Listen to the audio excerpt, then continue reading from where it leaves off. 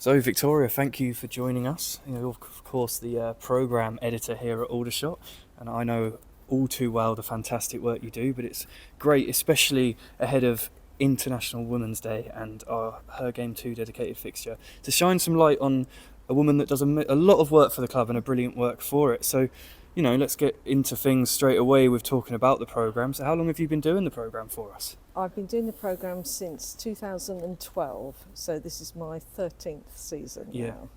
Yeah, so a long time. I'm sure you've seen lots of changes in that. So, what got you into it in the first place?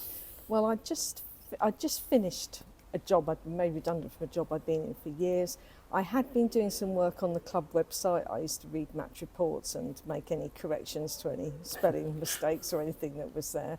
So I did that. And my mother had just died as well, so it was sort of a fairly big moment. But then Graham Brookland, who, as you know, is a co-founder of the club and at that time was running the media, asked me would I be interested in working on the programme because they wanted to give it a big revamp. Yeah, and that revamp has certainly happened, and we've had lots more revamps, haven't we? We have.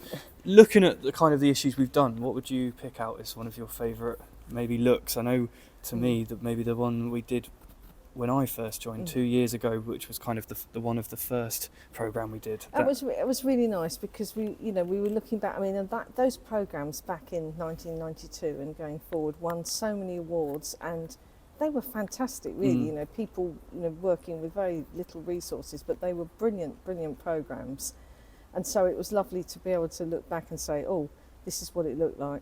In a perfect world, we'd have redesigned it every week and done every year, but we couldn't do that. And I think there's something quite iconic about that 1992 look anyway.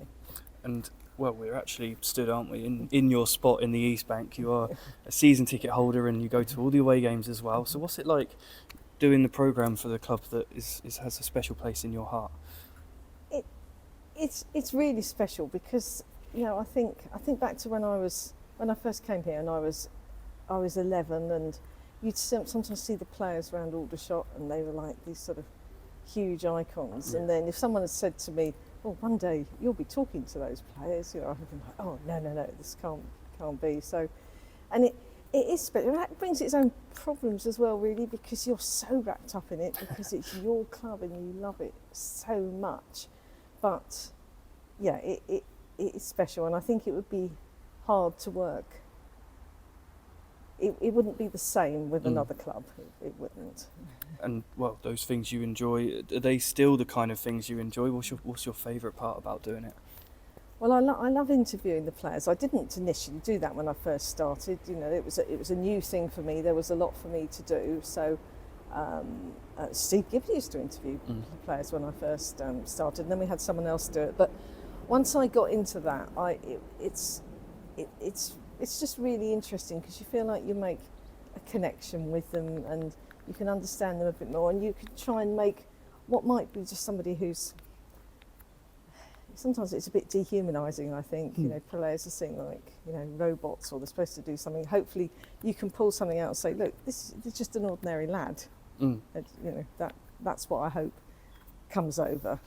And, well, I know there's been, hundreds and hundreds, maybe even thousands of interviews you've done for these programme, but if you had to pick one of the best ones or some of the best ones, who would you say were the best interviews you've had in the last?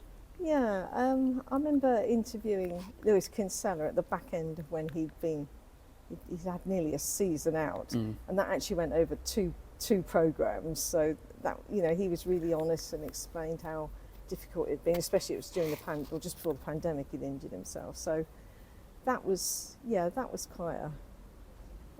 good one. Trying to think.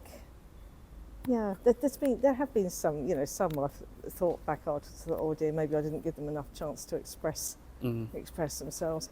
There was one player who was long gone from here, but called me love throughout the entire interview. That was quite interesting as well. Yeah. But I mean, you must have picked up some funny stories from players as well. Are there any that stick out in your mind that you're proud of, that as a good bit of journalistic work? Because that is what you're doing, isn't it? You try to find something different. I mean, interestingly, we've got Lewis Young coming here tomorrow night as the manager of Dagenham. I remember interviewing him and asking him what was it like growing up with footballing brothers, and he was talking about sort of knocking a ball over the back of the sofa and breaking a vase, that kind of thing.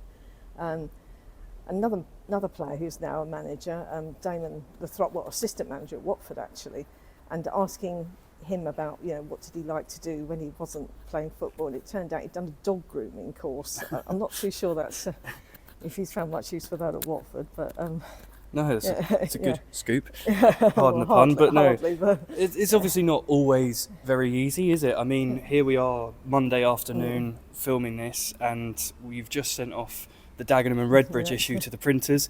We've obviously got the game against Gateshead on Saturday, and that's come thick and fast, and you've got to get on with that one. So that's obviously a big challenge. Is that probably the biggest challenge that arises?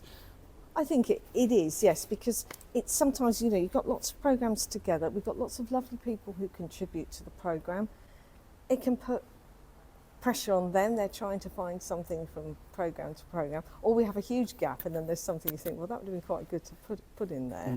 So it's a question of tomorrow night you'll open the programme. There won't really be anything about Sittingbourne because I've got 2 matches in there already and I need more matches to go into Saturday's programme. It's mentioned, of course it is, and that must look a bit odd sometimes, but otherwise we'd have a really busy programme and then we'd have one that was empty. So it's finding the balance and encouraging people and saying, yes, no, this is great, you're writing really interesting stuff still.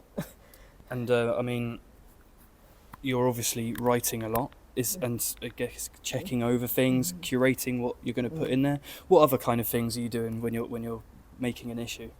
Well, editing everything that comes in. Obviously, ultimately the buck stops with me. If there's a bad mistake, it's up to me to have hopefully picked it up. And things, I make mistakes myself. There'll be plenty that people can find over the years that I've made. But so I read everything, I edit it. Selecting pictures, and we have a fantastic photographer here, but so selecting pictures to go alongside things, particularly the match pages. I do, with the designer, I put together those puzzle pages that we have. I write the historical features. So I write the interview. So, and then just sort of encouraging people, saying, "Oh, have you got something? Can we put that in?" The club will often say, "I have to."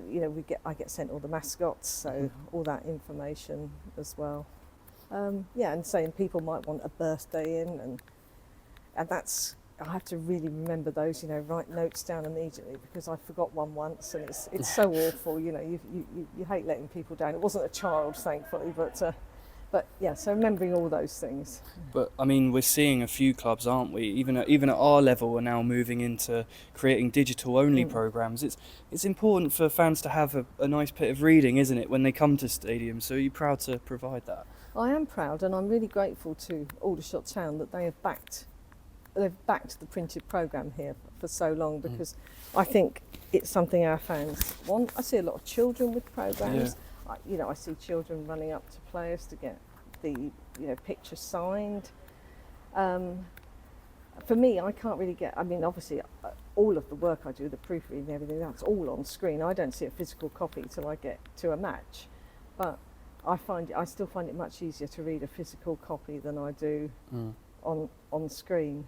But it's ever changing, isn't it? I mean, they're always developing. There's always new things going in and new sections. So you've always got to be on your toes, haven't you?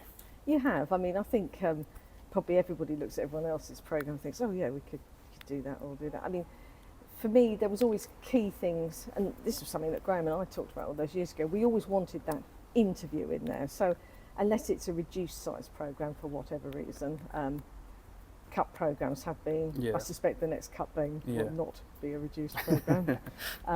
We like to have that interview. But if you need to look around and have ideas and reflect what's going on at the club. The supporters club, the academy from time to time. I think they're very busy, so it's hard perhaps sometimes to get stuff from them. But the foundation, and just sort of, as you say, different ideas. If you find something different or a new way to present something, I think that's important as well. As you mentioned there, with the foundation, with the academy, with the women's team in the future that we're bringing in next season, it's an important document to get some news out to our supporters, isn't it? And it always will be, won't it? I think it will be. I think, no, it's not going to be, you know, up to date, but as up to date as a website will be. Yeah. But again, that was something else. We always wanted different things. You will talk to players about certain things, but I'll talk to players at different times. It's there's not much crossover, if you like. I think, you know, there's different things in different places, and I think the same things. I think someone once said to me, people need to see things in 3 different formats actually. So if they see it on the website and they see it in the programme and then they hear it at the club, then hopefully they might have absorbed it by then. Well, Victoria, thank you very much for joining us today. It's been a pleasure to get to know a bit more about you and the programme, and I might be a bit biased, but I do think we've got one of the best programmes in at least the league, and if not leagues above us, so thank you very much for the work you do. Okay.